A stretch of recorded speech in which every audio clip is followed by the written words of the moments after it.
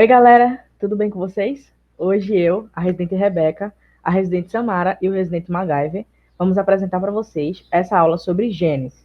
Sei que lá atrás, em algumas aulas, a gente já viu algumas coisas sobre genes, mas agora a gente vai estudar um pouco mais aprofundado. Vou passar agora a palavra para o MacGyver, que vai falar um pouco para vocês sobre a história dos genes. Olá pessoal, vocês vestibulandos que estão no último ano do ensino médio. O assunto de hoje da nossa videoaula é a origem do gene, um controvertido conceito de gene.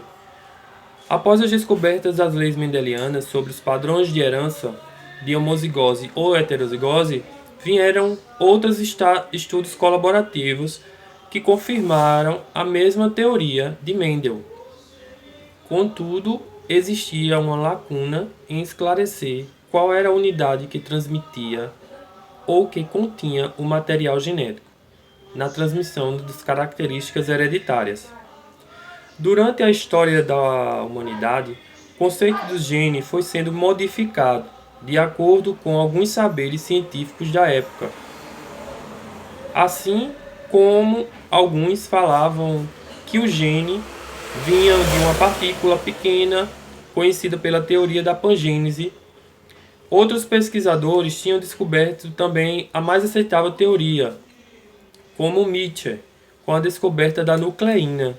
Porém, o aprofundamento desses conceitos foram iniciados com a descoberta dos cromossomos pelo britânico e dinamarquês Johnson, que aprofundou o tema, explicando as novas unidades funcionais e estruturais dos genes, como os polipeptídeos e a codificação de proteínas do DNA e do RNA.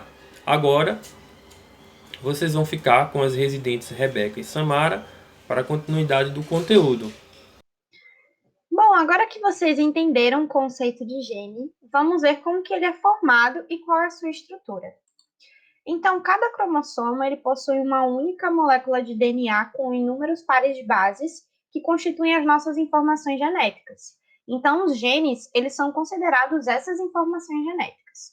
Dessa forma, cada gene ele é formado por um processo chamado de transcrição gênica, que é literalmente transcrever bases nitrogenadas em sequência.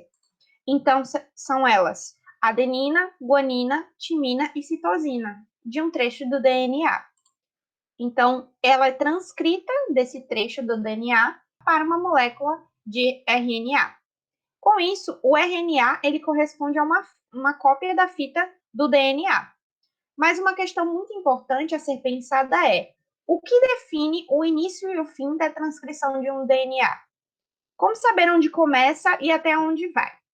Bom, vamos ver isso agora. Hoje se sabe que o início da transcrição se dá em um trecho específico de bases nitrogenadas, que ele é chamado de região promotora. Essa é a região que determina onde a enzima polimerase do RNA irá se encaixar, para assim poder iniciar a transcrição. Então, o processo de transcrição ele ocorre da seguinte forma: essa enzima ela se encaixa no DNA e, como são duas fitas, né, o DNA, unidas, ela começa separando para conseguir utilizar as bases nitrogenadas como moldes para o RNA. Então, ela vai transcrevendo até encontrar uma outra sequência específica de bases que determina o fim da transcrição, chamada de sequência de término da transcrição. Então, dessa forma, todo gene ele possui um início, que é a região promotora, e um fim, que é a sequência de término da transcrição. Bom, agora eu vou falar para vocês sobre os genes bacterianos e eucarióticos. Apesar de a maioria das formas de vida no nosso planeta compartilharem o mesmo código genético, a maneira como as informações deles são expressadas são diferentes. Uma dessas diferenças são organizações genéticas. Nos genes bacterianos, a sequência de aminoácidos de um polipeptídeo corresponde à sequência de bases do DNA que foi transcrito para o RNA mensageiro.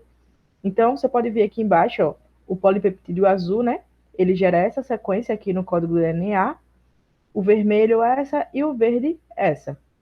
Já nos genes eucarióticos, ocorre de maneira diferente. A sequência de bases do DNA está intercalada com as sequências que não participam dessa codificação. Então, que sequências são essas? São os introns, os intrometidos, como já disse o nome. A informação original continua aqui expressa no código azul, né, relacionado a essa proteína azul, a vermelha e a verde. Só que esse código ele está separado por esses introns, atrapalhando a leitura desse código. É como no português. Se tem aqui uma frase, eu amo biologia. Os intros, eles estão aqui para atrapalhar a frase. Então fica, eu blá blá blá, amo blá blá blá, biologia. A frase, ela continua estando aqui dentro, codificada. Só que esses introns estão aqui atrapalhando essa codificação. Para retirar o blá blá blá e formar a frase, eu amo biologia, ele precisa passar por um processo. Então, temos aqui que os exons são os trechos com informações para os aminoácidos, que são esses que têm a informação correta, e os introns são os trechos que não codificam os aminoácidos, então eles não têm a informação correta. Isso pode ser modificado, né, através do processo do splicing genético do RNA. O splicing, né, no português, ele significa o corte e a emenda. Então, é justamente o que ocorre dentro do gene. No processo de transcrição gênica, o segmento do DNA é lido de ponta a ponta, como Samara falou para vocês, de modo que o pré-RNA produzido contém tanto exons quanto introns. E esse RNA sofre cortes nos limites entre os exons e os introns. Existe também um processo chamado de splicing alternativo, que é o corte e a emenda, só que alternativa. Nesse processo, dependendo do tipo de célula, o mesmo pré-RNA mensageiro pode sofrer vários tipos de splicing. Então, vários segmentos podem ser eliminados. Aproximadamente 95% dos genes humanos são formados por múltiplos exons e apresentam um splice alternativo. Isso explica o alto número de proteínas sendo superior ao de genes. Então, aqui tem um exemplo da célula A e a célula B, as duas sofrendo o splice alternativo. Na célula A, o exon 2 ele foi eliminado. Então, você vê aqui que junta a estrutura da proteína do pré-RNA azul, do roxo, do amarelo e do verde. Ele retira os introns e retira também essa vermelha, cada cor representando uma proteína. Já aqui na B, ele eliminou o lilás. Então, eliminou também os introns, né, como antes, e aí ficou azul, vermelho, amarelo e verde. Compreenderam, pessoal?